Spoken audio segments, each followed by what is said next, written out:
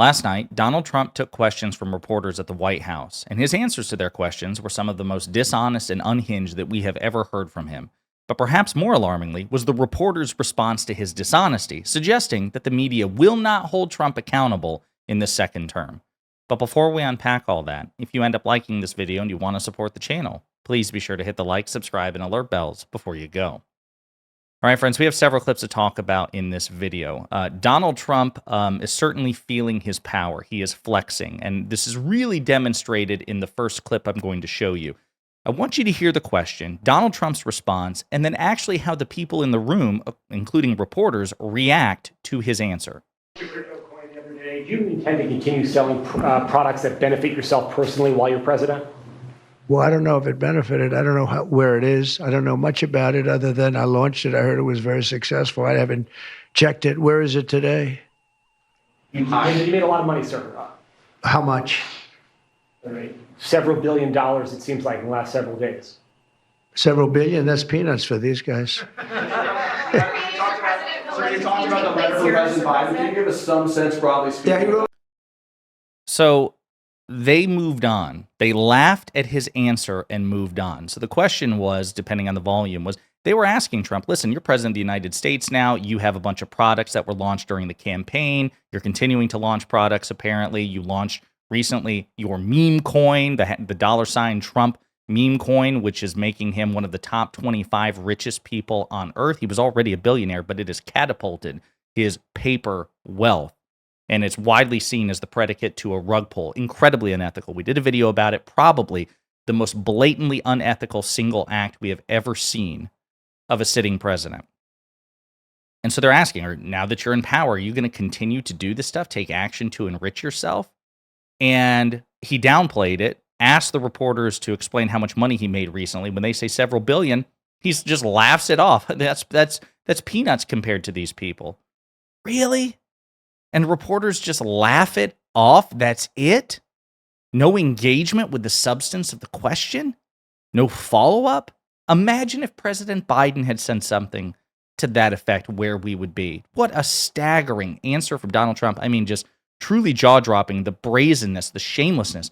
But even worse was the press's, not only their indifference, they seemed amused by his corruption. We're in for some rough times ahead of us, folks. Got some other clips to play. These next clips are about the January 6th insurrection and Donald Trump's sweeping pardon of even the violent insurrectionists who attacked cops. We're going to play these clips and unpack it together. Some of the executive orders, you would agree that it's never acceptable to assault a police officer. Sure. Right? So then if I can, among those you pardoned DJ Rodriguez, he drove a stun gun into the neck of a DC police officer who was abducted by the mob that day. He later confessed on video to the FBI and pleaded guilty for his crimes. Why does he deserve a pardon? Well, I don't know. Was it a pardon? Because we're looking at commutes and we're looking at pardons. Okay, well, we'll take a look at everything. But I can say this. Murderers today are not even charged.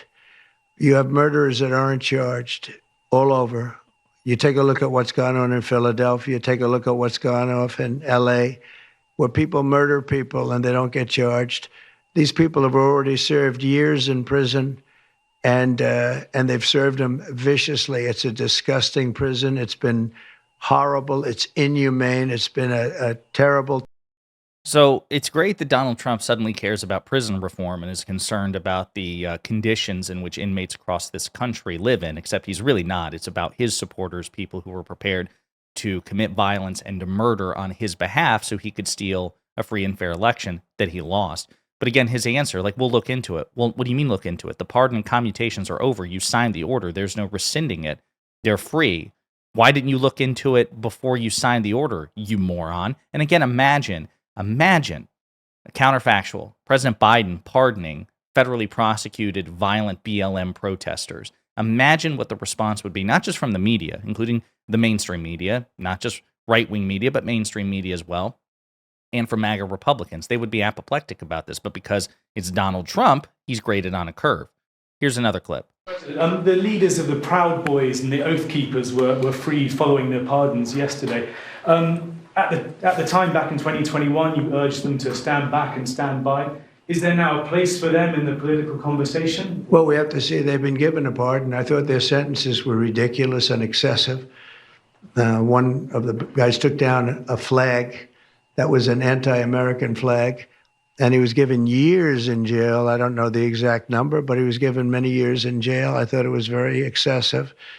And at least the cases that we looked at, these were people that actually love our country, so we thought a pardon would be appropriate. So again, Oath Keepers, Proud Boys, right-wing militias that many of them engaged in seditious conspiracy. Okay, they literally plotted to overthrow the government on behalf of Donald Trump. He says that proves that they love this country. Well, no, it proves that they hate this country. If you try to overthrow the government when you lose a free and fair election, you just objectively hate this country because you actually put Donald Trump or whatever your particular cult leader, whoever that person happens to be, over the country. The MAGA movement is a deeply unpatriotic, un-American movement. The MAGA movement collectively, perhaps not every MAGA Republican, but collectively, the movement hates this country. Think about it. Think of the rhetoric they use to describe America.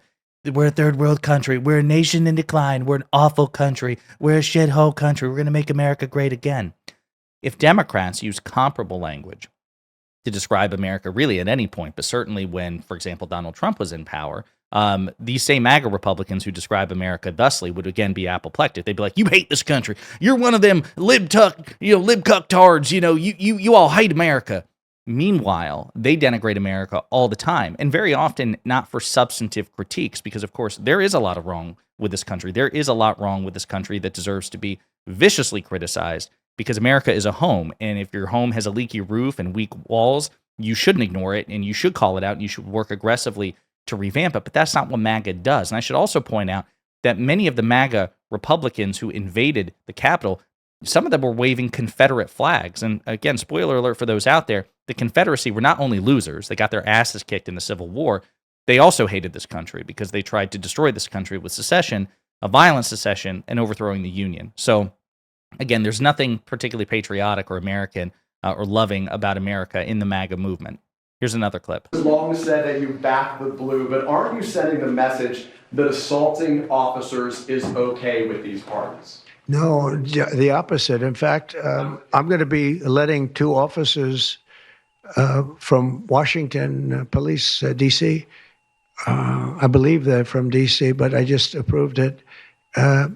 They were arrested, put in jail for 5 years because they went after an illegal, and I guess something happened where something went wrong. And they arrested the two officers and put them in jail for going after a criminal, a rough criminal, by the way. And I'm actually releasing. No, I am the friend of police, more than any president that's ever been in this office. Except that's not true. And as a matter of fact, we'll probably discuss this in another video, but some of the biggest police backers of Donald Trump, people who endorse Donald Trump, they have actually condemned his pardons of the January 6th cop beaters and cop attackers. He is indeed sending the signal that it's okay to attack the police as long as you're doing it in my interest, at my behest, to help me out.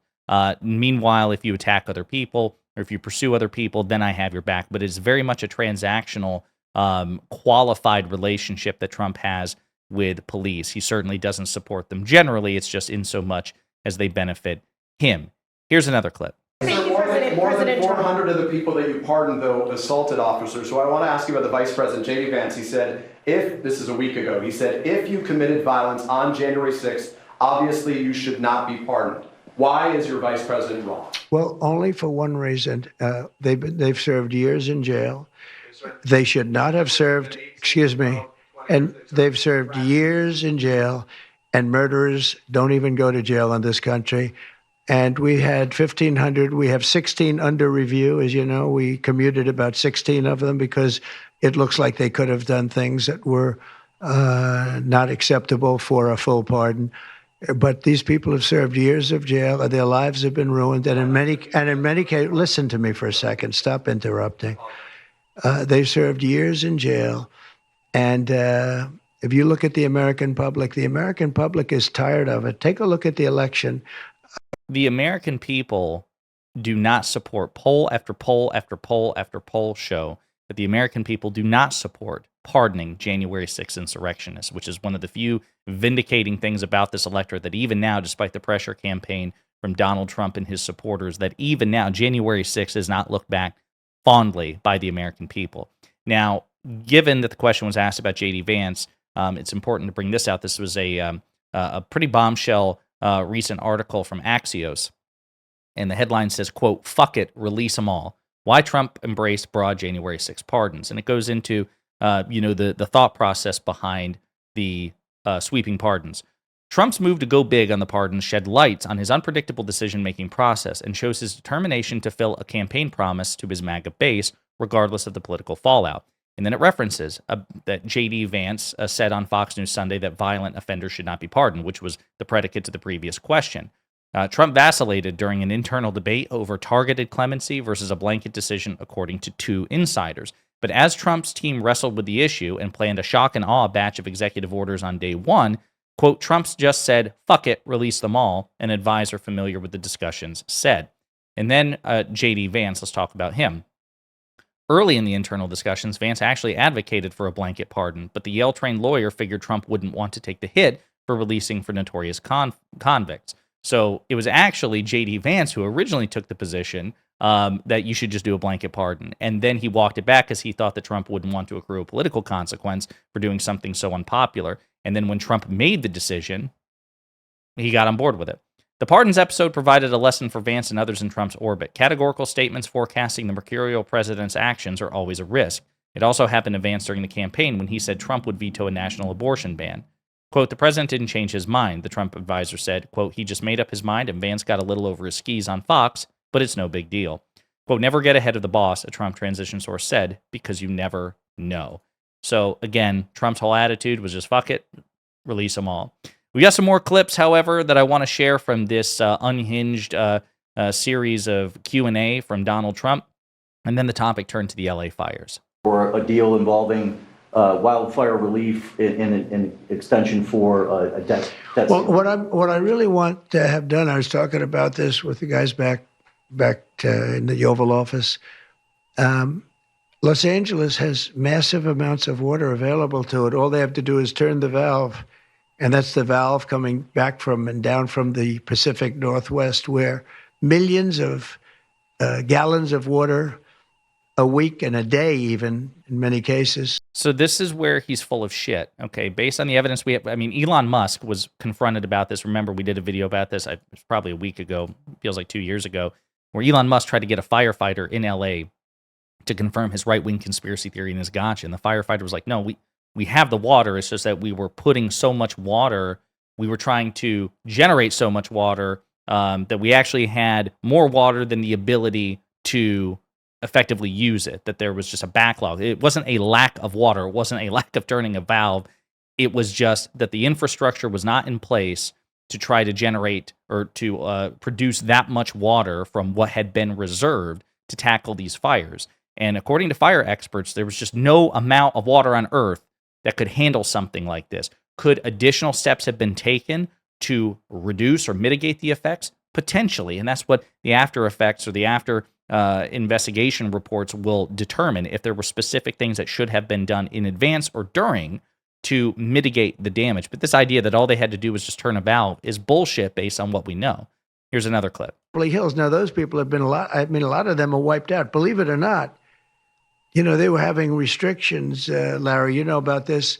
They wanted to restrict you to 38 gallons of water a day. That sounds like a lot, but it's not.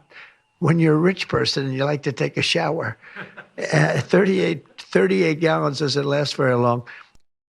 So again, this isn't the first time. He did this the other day in one of his first exchanges with the press. It's all about rich people and what's inconveniencing rich people. He has no regard, none, for middle and working class Americans. He does not give a shit. It's all about, oh my God, what about the luxurious showers that the rich want to take? And again, totally glossed over. Imagine President Biden or a Democrat saying something so tone deaf and insensitive, how they would be raked over the coals, and rightly so, but not Donald Trump. Here's another clip. Are you open to Elon buying TikTok? Say it? Are you open to Elon buying TikTok? I would be if he wanted to buy it, yeah. And on your inauguration, I'd like Larry to buy it too. I have the right to make a deal. So this is the part that I just wanted to focus on here. So again, there was a TikTok ban that was put into law by bipartisan majorities in Congress. As a matter of fact, more Republicans voted for it than Democrats. So anyone who tells you that it was Democrats who pushed this bill, they're full of shit. This originated with a Donald Trump executive order, and then it was passed legislatively by bipartisan majorities, more Republicans than Democrats. And yes, President Biden signed it into law, but Trump was the genesis of this. President Biden said he wasn't going to enforce the ban. TikTok decided to go dark anyway in order to give Donald Trump a political victory. Donald Trump is also not enforcing the law. Now he's saying he wants Elon Musk, who already owns Twitter, is the richest man on earth and who has inordinate, disturbing access to the presidency already, to buy TikTok. That is incredibly dangerous and may very well be an irrevocable tipping point for American politics if Donald Trump and Elon Musk were somehow able to get control of TikTok. Food for thought, something we need to keep an eye on. One last clip pertaining to Donald Trump actually breaking a major promise in his first 24 hours. He broke a major campaign promise regarding to the Ukraine and Russia war. Vladimir Putin doesn't come to the table to negotiate with you. Will you put additional sanctions on Russia? Sounds likely. And do you think that the war should be frozen currently along The the war should have never started. If you had a competent president, which you didn't, the war wouldn't have happened. The war in Ukraine would have never happened if I were president. He says this, but he also said on the campaign trail that he would end it in 24 hours or less. It's not that hard. We played the clips. We did a video about this, and he failed. A major campaign promise was failed by Donald Trump. So really, should we trust anything that Donald Trump has to say? No, obviously we shouldn't. Unfortunately, too many Americans do.